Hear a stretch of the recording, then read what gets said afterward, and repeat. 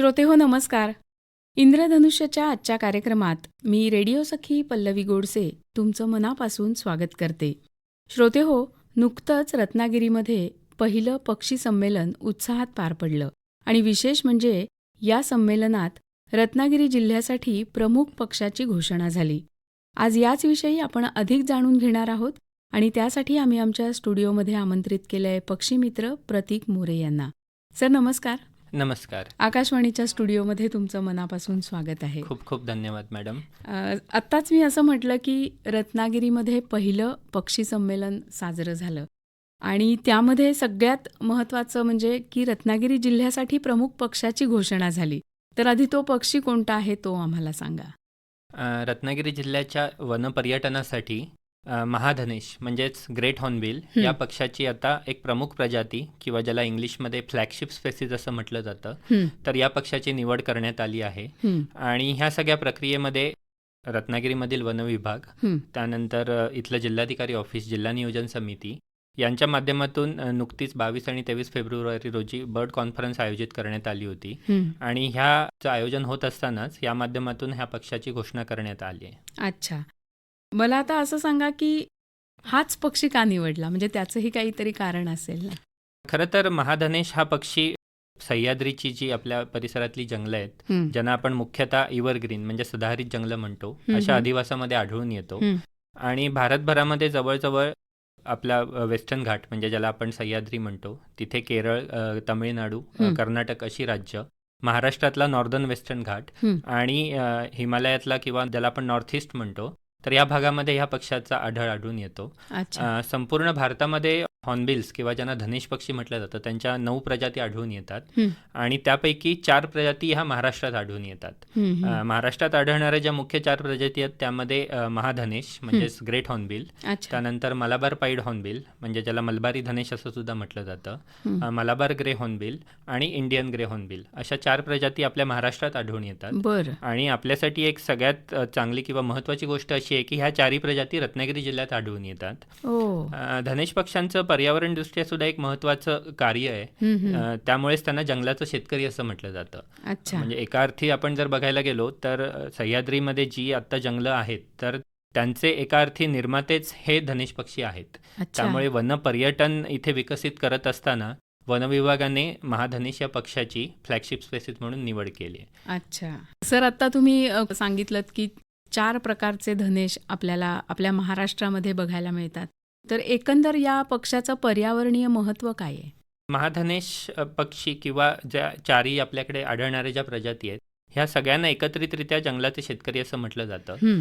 कारण यांचा जो आहार आहे तो मुख्यतः फलाहारी आहेत. म्हणजे यांच्या डाएटमध्ये मुख्यतः वेगवेगळ्या प्रकारचे जे वृक्ष आहेत त्यांची फळं ही मुख्यतः असतात. जवळजवळ 70% हा त्यांच्या डाएटचा कॉन्स्टिट्युएंट हा फळे आहेत. आणि यामध्ये सुद्धा मुख्यतः वड, पिंपळ, उंबर, नांद्रुक असे जे देववृक्ष आहेत ज्यांना आपल्या हिंदू धर्मामध्ये असेल किंवा संपूर्ण पर्यावरण क्षेत्रामध्ये सुद्धा महत्त्वाचं स्थान आहे, अशा सगळ्या वृक्षांची फळं हे खात असतात. आणि यांच्या विष्ठेतून या सर्व वृक्षांच्या बीजांचा प्रसार खूप काही किलोमीटर होत असतो.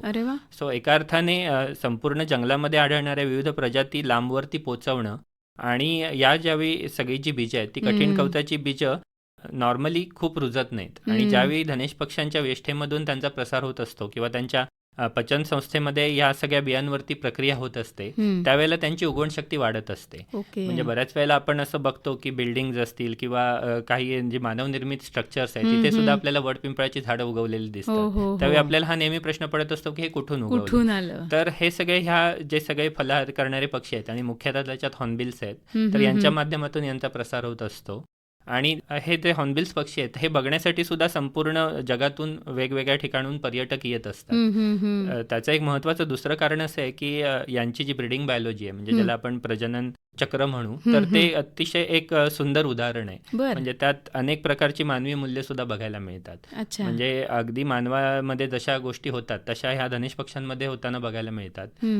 जसं की ज्यावेळी हे सगळं प्रजनन चक्र सुरू होत असतं, जसे माणसांमध्ये वधूवर मेळावे भरतात तसेच एका परिसरातले सगळे जे धनेश पक्षी असतील त्यांच्या नर आणि मादी हे एका झाडावरती एकत्रित आलेले आपल्याला बघायला मिळतात.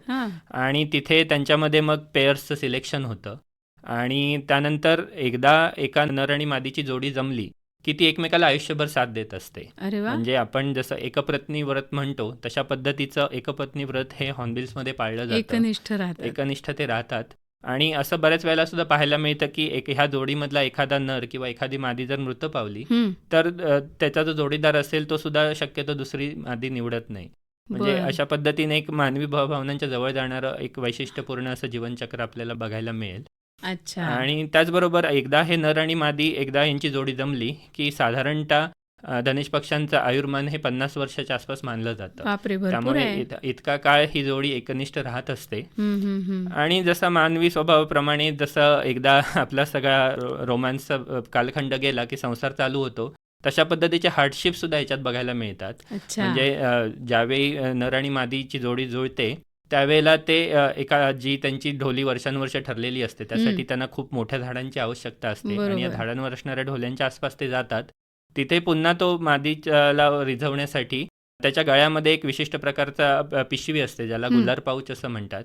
आणि या पाऊचमध्ये तो लांब लांबून फळं गोळा करून आणतो आणि तो मादीला ऑफर करतो. त्यानंतर मादीला ती आवडली तर ती ऍक्सेप्ट करते आणि त्यानंतर त्यांचं मिलन होतं. अच्छा. म्हणजे अशा पद्धतीने खूपच असं इंटरेस्टिंग लाईफ सायकल संसार आहे. सुरू होतो. हो, संसार एका अर्थी सुरू होतो. त्यानंतर ही मादी एकदा ढोलीमध्ये गेली की मग ती विष्ठा, फळांचा गर यांचं मिश्रण करून ती त्या ढोलीमध्ये आपल्याला पूर्णपणे बंद करून घेते. म्हणजे जवळजवळ पुढचे 2 ते 3 महिने ही पूर्णपणे एका अर्थी बंदिवास स्वीकारते. हो. आणि ह्या बंदिवासाचं मुख्य कारण असं आहे की तिची अंडी आणि तिची जी पिल्लं आहेत तर यांना बाहेरचे जे सगळे प्रेडिटर्स आहेत यांच्यापासून संरक्षण मिळावं. आणि ह्या सगळ्या कालखंडामध्ये तिला अन्न भरवण्याचं जे काम आहे तो संपूर्णपणे नराने जबाबदारी आपल्याला स्वीकारलेली बघायला मिळते. म्हणजे अक्षरशः आम्ही ज्यावेळी बघत असतो त्यावेळेला नर तिला खूप लांब लांबहून जवळजवळ 3 ते 5 किलोमीटर परिसरात फिरून फळं गोळा करून आणतो आणि तो तिला भरवतो. आणि हे जवळजवळ 3 ते 4 महिने चालू राहतं. बापरे. त्यामुळे एक असं इंटरेस्टिंग प्रकारचं असं एक यांच्यामध्ये ब्रीडिंग बिहेवियर बघायला मिळतं. आणि हेच सगळं बघण्यासाठी खूप लांब लांबहून पर्यटक येत असतात. त्यामुळेच वनविभाग असेल किंवा आपल्या इथलं जिल्हा नियोजन समिती असेल यांनी हा पक्षी पर्यटनाचा राजदूत म्हणून एका अर्थी निवडण्याचं मुख्य कारण होतं. अरे वा, खूपच छान आहे हे सगळं. आणि तुम्ही म्हणालात तसं की पर्यावरणासाठी सुद्धा या पक्षाचं खूप मोठं कार्य आहे. आणि अगदी आत्ता बोललात तसं की खरंच छोटे छोटे प्रश्न आपल्याला पडतात की काही न करता झाडं कशी उगवतात, तर या सगळ्याला हे पक्षीच जबाबदार असतात.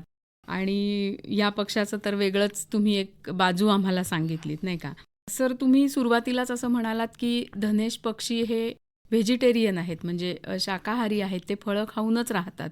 तर मग त्यासाठी ते नेमके कोणते कोणते वृक्ष वापरतात, कोणती फळं ते खातात? धनेश पक्ष्यांचा मुख्य अधिवास हा सदाहरित जंगल म्हणजे ज्यांना आपण एव्हरग्रीन फॉरेस्ट म्हणतो तो आहे. आणि सह्याद्रीमध्ये आपल्याकडे रत्नागिरीमध्ये जवळजवळ 1100 पेक्षा जास्त देवराया ह्या संरक्षित आहेत. आणि ह्या देवरायांचं एक मुख्य वैशिष्ट्य असं आहे की इथलं हे सगळं जे जंगल आहे ते स्थानिक मालकीचं आहे आणि लोकांनीही सांभाळलेली देवाच्या नावाने असलेली अशी जंगल आहेत. अच्छा. संपूर्ण भारतामध्ये इतक्या मोठ्या प्रमाणात देवराय असणारा कदाचित रत्नागिरी हा एकमेव जिल्हा असेल. त्यामुळे ते आपल्या संपूर्ण रत्नागिरीकरांसाठी सुद्धा भूषण आहे. खरं आहे. आणि यात अनेक असे वृक्ष आहेत. म्हणजे त्यातले चांदफळ एक नावाचा वृक्ष आहे की ज्याला अँटिअरिस टॉक्सिकारिया असं म्हटलं जातं. आणि त्याची जी बीजे आहेत तर ती डायबेटीस किंवा हायपरटेन्शन क्युअर करण्यासाठी वापरली जातात. बरं. त्यानंतर धनेश पक्षी ज्या वृक्षामध्ये मुख्यतः ढोल्या बनवतात तो आहे बेहडा. आणि बेहडा म्हणजे ज्याला स्थानिक भाषेमध्ये भेडा सुद्धा म्हटलं जातं. आणि आयुर्वेदामध्ये जे त्रिफळा चूर्ण केलं जातं तर त्यातला बेहडा हा एक मुख्य कॉन्स्टिट्युएंट आहे. बरोबर. त्याचबरोबर काजरा आहे, कडू कवट, असे जे विषारी फळं असणारे जे वृक्ष आहेत तर त्यांचा प्रसार मुख्यतः इतर प्राणी करत नाहीत कारण विषारी असल्यामुळे ती फळं खात नाहीत. बरोबर. परंतु हॉर्नबिल्सनी मात्र ही फळं वर्षानुवर्ष खाल्ल्यामुळे त्यांची पचनशक्ती ह्या सगळ्या टॉक्सिन्सना अनुकूलित झालेली आहे. आणि त्या माध्यमातून ह्या सगळ्या वृक्षांचा प्रसार हा फक्त हॉर्नबिल्सच्या माध्यमातून होत असतो. अच्छा. त्यामुळे एका अर्थी सह्याद्रीचं जंगल आणि इथल्या देवराया यांची जैवविविधता असेल किंवा संपूर्ण इथली इकोसिस्टीम एका अर्थी हॉर्नबिल्सच्यामुळेच टिकून आहे आणि ती जपली जाते. आणि ती जपली जाते. नक्कीच नक्कीच. म्हणजे थोडक्यात आता तुम्ही म्हणालात तसं की बेहडा हा आपण ऐकतो किंवा त्याचं औषधही केलं जातं, पण या पद्धतीने हे पक्षी वापरत असल्यामुळे त्याची वेगळी लागवड करायची गरज आहे. पण तरी हा पक्षी पण त्याला मदत करतो, नाही का सर? सुरुवातीला मी उल्लेख असा केला की रत्नागिरीत पहिलंच पक्षी संमेलन साजरं झालं उत्साहामध्ये. तर या पक्षी संमेलनाचा अनुभव तुमचा कसा होता? रत्नागिरी जिल्ह्याचे जे पालकमंत्री आहेत माननीय उदयजी सामंत आणि इथले जिल्हाधिकारी मनोजजी चिंदल आणि वन विभागाच्या डिव्हिजनल ऑफिसर गिरिजा देसाई. हं, तर यांच्याबरोबर मीटिंग्स होत असताना एक अशी गोष्ट लक्षात आली, की रत्नागिरीमध्ये जे वनपर्यटन आहे किंवा इथलं जे इको टुरिझम आहे, तर हं, ह्याला खूप प्रचंड स्कोप आहे. हं, परंतु याचं एक जागतिक स्तरावरती जे एक मार्केटिंग आहे, तर ते होत नव्हतं. हं. आणि यासाठी इथले जे स्थानिक सगळे पक्षी मित्र आहेत, तर त्यांना एक असं व्यासपीठ मिळवून देण्याची गरज होती. कारण इथे खूप जसं मी मगाशी म्हटलो, की देवराई आहेत. त्याचबरोबर इथे कातळसडे मोठ्या प्रमाणावर आहेत, हो. की ज्याच्यावरती प्रचंड प्रमाणात आपल्याला जैवविविधता बघायला मिळते. त्याचबरोबर रत्नागिरी जिल्ह्याचं एक दुसरं वैशिष्ट्य म्हणजे ह्याला लाभलेला समुद्रकिनारा आणि त्याचबरोबर इथले मँग्रोव्ह किंवा ज्याला आपण खारफुटी म्हणतो, असा एक संपृक्त अधिवास आपल्याला इथे बघायला मिळतो. हं, हं, आणि त्यामुळेच इथे प्रचंड पक्षी वैविध्यसुद्धा आहे. हं. म्हणजे उदाहरण द्यायचं झालं तर ज्याला आपण स्थलांतरित पक्षी म्हणतो किंवा मायग्रेटरी बर्ड, ते खूप मोठ्या संख्येने ह्या सगळ्या कोस्टल भागामध्ये येत असतात. बरोबर. अगदी उदाहरण द्यायचं झालं तर अमूर फाल्कन नावाचा एक जो पक्षी आहे, हं, तर तो अमूर हा एक सायबेरिया म्हणजे रशियाचं जे नॉर्थचं टोक आहे, हं, तर तिथून तो आपल्या भारतामधील नागालँडमध्ये येत असतो हं. आणि नागालँडमधून तो पुन्हा आफ्रिकेत जाण्यासाठी रत्नागिरीच्या किनाऱ्यांवरती येत असतो. अच्छा. आणि रत्नागिरी शहराजवळच जे आपल्या इथे चंपक मैदान नावाचा एक छोटासा भाग आहे, हं, तर या हं. भागामध्ये सगळ्या पक्षीमित्रांनी गेल्या काही कालखंडामध्ये 16 ते 17 असे मोठे मोठे थवे ह्या पक्ष्यांचे रेकॉर्ड केलेत. ओके. आणि हे पक्षी बघण्यासाठी सुद्धा अनेक संपूर्ण जगातले पक्षी निरीक्षक इथे येत असतात. बरोबर. त्याचबरोबर सायबेरियन लॅपविंग असेल किंवा गल्स असतील, मोठ्या प्रमाणात हिवाळ्यात आपल्याकडे ह्या सगळ्या किनाऱ्यांवरती हो, गल्स हो. बघायला मिळतात. दिसतात खरे. तर हे सगळं जे पक्षी वैभव आहे, तर हे कुठेतरी संपूर्ण जगासमोर मांडण्यासाठी एका कॉन्फरन्सची किंवा एका प्लॅटफॉर्मची गरज होती. बरोबर. आणि या माध्यमातूनच ही संकल्पना पुढे आली हं, हं. आणि सुदैवाने सगळ्या सपोर्टिव्ह रोलमध्ये असल्यामुळे तिला लगेच चालना मिळाली आणि त्यानिमित्ताने मग आता पहिली पक्षी कॉन्फरन्स आता इथे पार पडली आहे. वा वा, खूपच छान. आणि त्यानिमित्ताने ह्या सगळ्या पक्ष्यांची मला वाटतं लोकांना ओळख होईल. आपण नुसतंच पक्षी म्हणून बघतो किंवा खरंच फिरायला गेल्यावर फोटो काढतो आणि तिथपर्यंतच थांबतो. तर त्यानिमित्ताने त्यांची माहिती पण लोकांना मिळेल आणि ओळख पण चांगल्या पद्धतीने होईल, हो, नाही का? नक्कीच. आणि ह्या सगळ्याचा जो मुख्यतः फायदा आहे, तो इथले अनेक असे पक्षी अभ्यासक तर पहिल्यापासून आहेत, हं. परंतु अनेक आता इको टुरिझमचं क्षेत्र सुद्धा रत्नागिरीमध्ये वाढत चाललंय. हो. असे पक्षी दाखवणारे हं. आणि त्यासाठी जंगल राखणारी अनेक लोक आपल्याकडे आहेत हं, हं. आणि त्यांच्याकडे पर्यटक येत असतात. परंतु यांना इथे कोणतं पक्षी वैविध्य आहे किंवा तुम्ही इथे आलात रत्नागिरीत तर फक्त मग आपल्याकडे गणपतीपुळे किंवा मार्लेश्वर असं धार्मिक पर्यटन फक्त आतापर्यंत होत होतं. हं. परंतु पक्ष्यांसाठीचं होण्यासाठी तसा अजून प्लॅटफॉर्म नव्हता. तर या माध्यमातून ह्या लोकांना पण सगळ्यांपर्यंत पोहोचता येईल आणि त्यातून रोजगार निर्मिती झाली तर जंगल संवर्धनाचं काम सुद्धा ऑटोमॅटिकली वाढत जाईल. अगदीच, हा अगदीच. मुख्यतः यामागे उद्देश आहे. खूपच चांगला उद्देश आहे खरं तर. आज आपण जे म्हणतोय की पर्यावरण वाचवा किंवा निसर्गाच्या जवळ जा, त्यासाठी मला वाटतं हे खूप चांगलं माध्यम आहे.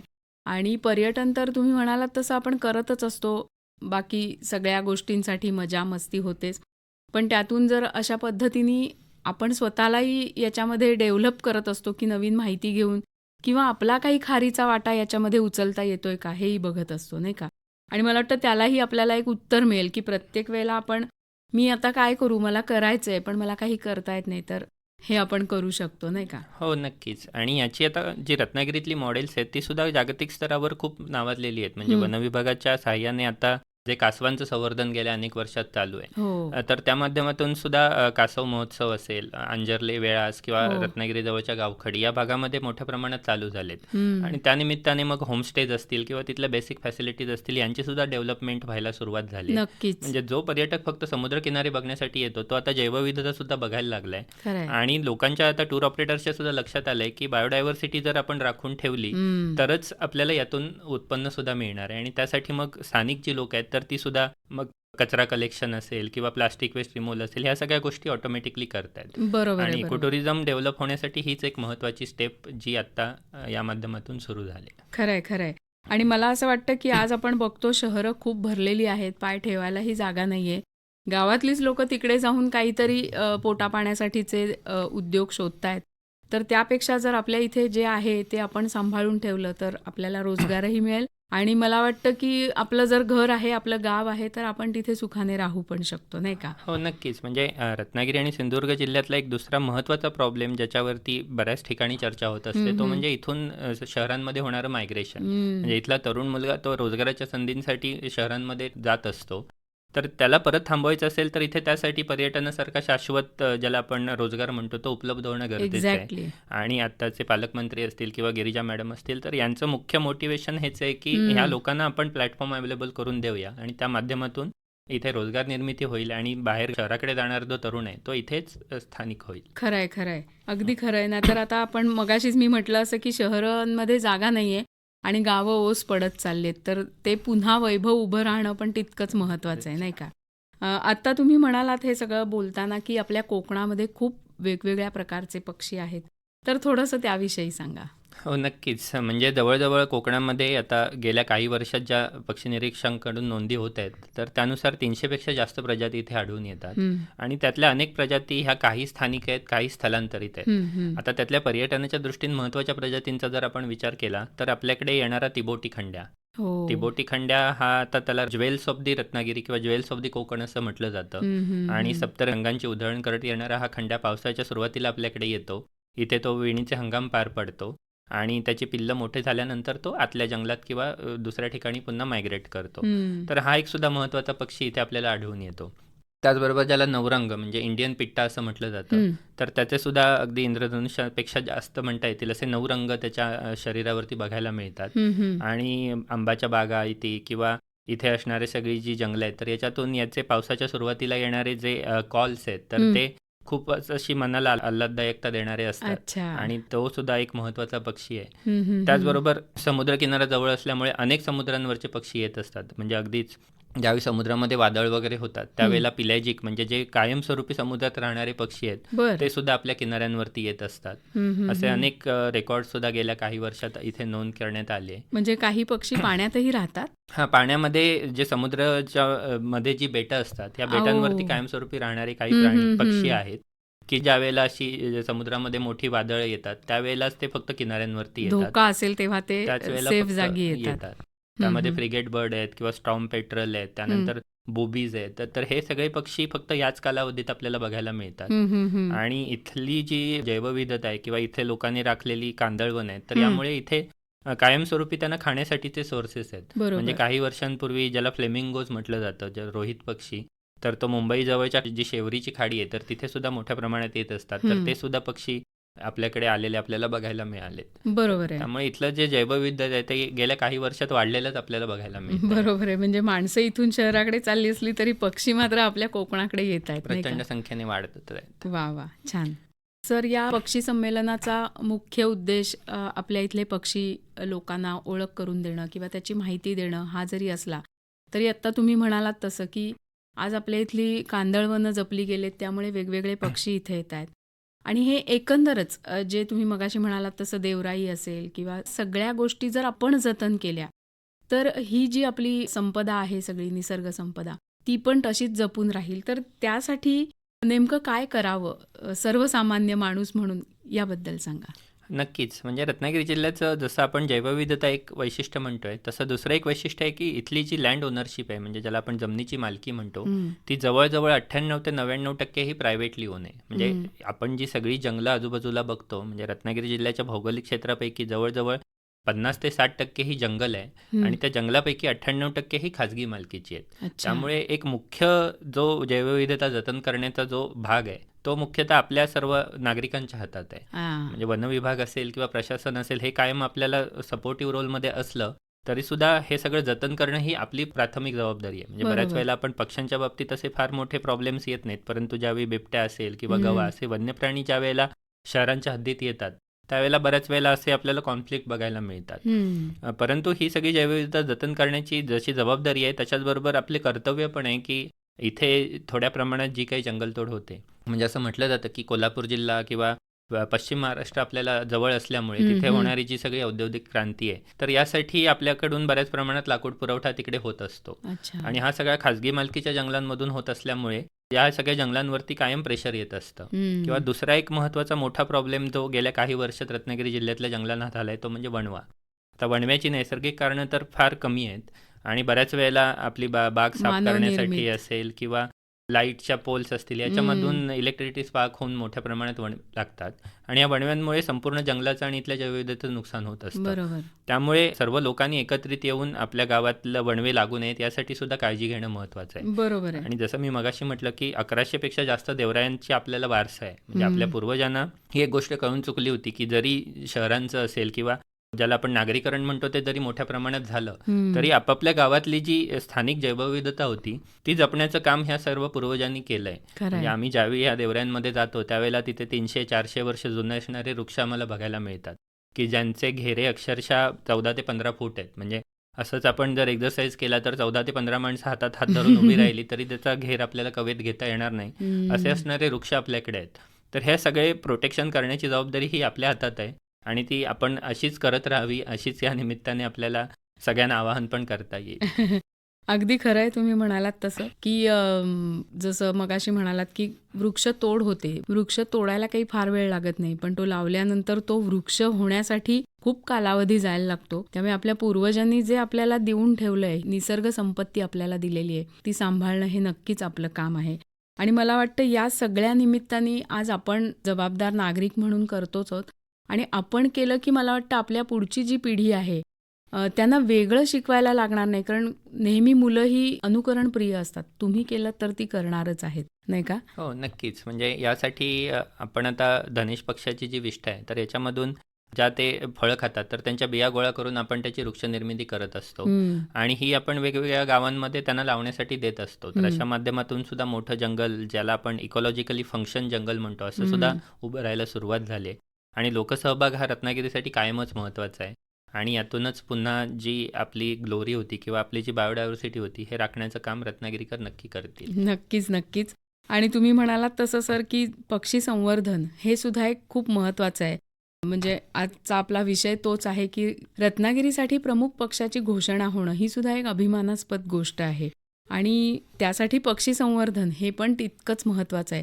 तर थोडंसं त्याबद्दलही सांगा की नेमकं काय केलं पाहिजे. आपल्याला आवारात खूप पक्षी दिसत असतात. आपण त्यांच्यासाठी काय करू शकतो किंवा त्यांची संख्या वाढावी ते राहावेत आपल्या इथे यासाठी काय करू शकतो. नक्कीच. म्हणजे तुम्ही जसं म्हणालात की महाराष्ट्रामध्ये आता फक्त काहीच जिल्ह्यांनी अशा पद्धतीने आपल्या फ्लॅगशिप स्पेसिस डिक्लेअर केल्या आहेत. ज्यामध्ये रायगड जिल्हा आहे की ज्याने सुरुवातीला तिबोटी खंड्या हा फ्लॅगशिप स्पेसिस म्हणून केला होता आणि त्यानंतर आता रत्नागिरी हा कदाचित दुसरा जिल्हा आहे की ज्याने फ्लॅगशिप स्पेसिस म्हणून घोषित केला आहे. ही आपल्यासाठी अभिमानाची भाग आहेच. परंतु दुसरी महत्त्वाची अशी गोष्ट आहे की आपल्या परिसरात जे पक्षी असतात तर त्यांचं निरीक्षण आधी सर्वात पहिल्यांदा होणं गरजेचं आहे. आता यासाठी ई-बर्ड किंवा आय नॅचरलिस्ट असे सिटिझन सायन्स ॲप आता मोठ्या प्रमाणात सगळीकडे अवेलेबल झालेत. म्हणजे आपण त्या मोबाईलमध्ये ती ॲप डाउनलोड करून घेऊ शकतो किंवा मर्लिन आय डी नावाचं एक जे ॲप आहे तर त्या माध्यमातून आपण आपल्या परिसरात असणारे पक्ष्यांचे आवाज रेकॉर्ड केले की मग हे कोणत्या प्रजाती आहेत तर ते ॲप आपल्याला ऑटोमॅटिकली त्याची माहिती देतं. आणि ह्या पक्ष्यांची ज्यावेळी नोंद व्हायला सुरुवात होते त्यावेळेला आपण त्यांच्या संवर्धनाची पहिली स्टेप चढलेलो असतो आणि त्या माध्यमातून पक्ष्यांचा डेटा पण अवेलेबल होतो आणि त्यासाठी जे सगळे पॉलिसी मेकर्स आहेत तर त्यांच्यासाठी डेटा सुद्धा अवेलेबल होतो. बरोबर. त्याचबरोबर दुसरी एक महत्त्वाची गोष्ट अशी आहे की बऱ्याच वेळेला आपल्याकडे उन्हाळ्याच्या काळामध्ये पाण्याची टंचाई खूप असते. तर त्यामुळे आपण आपल्या परिसरामध्ये असेल किंवा आपल्या आजूबाजूला जे पाण्याचे ट्रे मिळतात किंवा पॉट्स मिळतात ते जरी आपण ठेवले तरी तिथे पक्षी आंघोळ करण्यासाठी असतील किंवा पाणी पिण्यासाठी येत असतात आणि त्यांनाही तो सोर्स लगेच अवेलेबल होऊन जातो आणि त्या माध्यमातून आपण घर बसल्या सुद्धा पक्षी निरीक्षण करू शकतो. अगदीच अगदीच. हे 2-3 छोटे उपाय आपण करू शकतो. त्याचबरोबर तिसरा उपाय महत्त्वाचा म्हणजे इथले जे हॅबिटॅट आहेत जसं की मगाशी मी चंपक मैदानाबद्दल बोललो. चंपक मैदानावरती जागतिक स्तरावरून अनेक पक्षी येत असतात की ते खूप एंडेंजर्ड कॅटेगरीमधले आहेत म्हणजे ज्यांना आपण संकटग्रस्त प्रजाती म्हणतो. परंतु दुर्दैवाने तिथे बऱ्याच वेळेला आपण गेलो की बघायला मिळतं की तिथे कचरा टाकलेला असतो किंवा डम्पिंग ग्राउंड सुद्धा इंडस्ट्रियल डम्पिंग सुद्धा तिथे खूप मोठ्या प्रमाणात होतं. तर असे जे झोन्स आहेत तर हे संवर्धन करण्यासाठी आपणच काळजी घेतली पाहिजे. म्हणजे सिव्हिल सोसायटी असतील किंवा इथले पक्षी निरीक्षण करणारे आता रत्नागिरीमध्ये सुद्धा लेन्सार्ट रत्नागिरी नावाचा ग्रुप आहे की जो ह्या सगळ्या नोंदी घेत असतो. तर यांच्याबरोबर जाऊन आपण तिथे स्वच्छता करणं किंवा छोटे छोटे असे उपक्रम राबवणं की ज्याच्यातून हे हॅबिटॅट संरक्षित राहतील आणि यातून मग पक्ष्यांना सुद्धा एक कायमस्वरूपी निवारा मिळेल असं आपण नक्कीच करू शकतो. नक्कीच. म्हणजे ते जे इथे येत आहेत तर ते येतात तेव्हा त्यांना हे सुखाचं वाटलं पाहिजे आणि सेफ राहिले पाहिजेत ते की ह्या कचरा किंवा या सगळ्या गोष्टीचं जसं आपल्याला प्रदूषण होतं तसं त्यांनाही होत असेल नाही का? नक्कीच. म्हणजे आम्ही कायम तेच म्हणतो, की विदेशातून ज्यावेळी पक्षी रत्नागिरीला भेट देईल, तर त्यावेळी त्याला कचरा दाखवायचा की आपलं सुंदर रत्नागिरी दाखवायची, हे आता आपल्या हातात आहे आणि हे नक्कीच, आपण नक्कीच. नक्कीच करू शकतो. सर, खूप छान माहिती तुम्ही धनेश पक्षाबद्दल दिलीत. आणखीनही पर्यावरण आणि सगळीच दिलीत. जाता जाता आमच्या श्रोत्यांना काय सांगाल? एक महत्त्वाचा मेसेज ह्यातून मला तोच द्यायला आवडेल, की आपल्या पूर्वजांनी असेल किंवा कोकणी माणूस हा मुख्यतः त्याच्या इकॉलॉजिकल लाईफस्टाईलसाठी ओळखला जातो. म्हणजे इथले सण असतील किंवा उत्सव असतील, याच्यात पर्यावरण हे कायमचाच भाग राहिलेला आहे. म्हणजे अगदी तुमचे हार्वेस्टिंगचे फेस्टिवल असतील किंवा दसरा, ह्या सगळ्यामध्ये जवळचा जो निसर्ग आहे, बरोबर. तर तो जपणं आणि पर्यावरणपूरक लाईफस्टाईल ही अंमलवणं हे आपल्या रक्तात आहे. आणि तेच आत्ता मात्र ही जशी नवीन पिढी येते, तर त्यांना कुठेतरी ती ट्रॅडिशन लॉस्ट झाल्याची भीती पण आहे. कारण हं. बऱ्याच वेळेला ह्या ट्रॅडिशन पुढे पास होत नाहीत. तर त्यासाठी ज्यावेळी पर्यावरणपूरक आपण शैली म्हणतो, तर त्यासाठी सर्वांनीच एकत्रित येऊन नव्या पिढीने जुन्या पिढीशी बसून ह्या सगळ्या गोष्टी डिस्कस करून त्यांना ह्या परंपरासुद्धा फॉलो करण्यासाठी अजून प्रोत्साहित केलं पाहिजे. बरोबर. त्याचबरोबर अनेक ठिकाणी आता कॉलेजेसमध्ये नेचर क्लब्स आहेत किंवा मित्रमंडळ आहेत. तर ह्या सगळ्यांनी अवेअरनेस जास्तीत जास्त लोकांपर्यंत पोहोचवला पाहिजे. आणि त्यातूनच मग ही संवर्धनाची चळवळ आहे ती अबाधित राहील आणि अनेक पक्षीमित्र आपल्याला यात जोडले जातील. जसं आम्ही ही पक्षीमित्र संमेलन ज्यावेळी संपलं, त्यावेळेला यावेळी ठराविक लोकांसाठी आपण फक्त ते केलं होतं, कारण हा पहिला होता. हं. परंतु पुढच्या पक्षीमित्र संमेलनामध्ये अजून मोठ्या संख्येने पक्षीमित्र येतील आणि ते करत असलेली संशोधनं असतील किंवा निरीक्षणं असतील ते इथे मांडतील. बरोबर. त्यांच्यासाठी आता एक नक्कीच प्लॅटफॉर्म आता उभा राहिलेला आहे. वा वा, खूपच सुंदर आहे. तेव्हा श्रोते हो, आपण आपला खारीचा वाटा उचलूया आणि हे पक्षी संवर्धन, आपलं निसर्ग संवर्धन हे करूया. आणि मला वाटतं हे पक्षी संमेलन झालंय ज्यासाठी, ते असंच पुढे चालत राहू दे आणि ही चळवळ तुम्ही म्हणताय अशी अबाधित राहू दे. याच नोटवर आज आपण सर इथे थांबूया. तुम्ही इथे आलात आणि खूप चांगली माहिती आमच्या श्रोत्यांना करून दिलीत. त्याबद्दल आकाशवाणी परिवारातर्फे मी आपले आभार मानते. धन्यवाद. धन्यवाद. ह्या कार्यक्रमाचे सादरकर्ते होते विवेक वानखडे.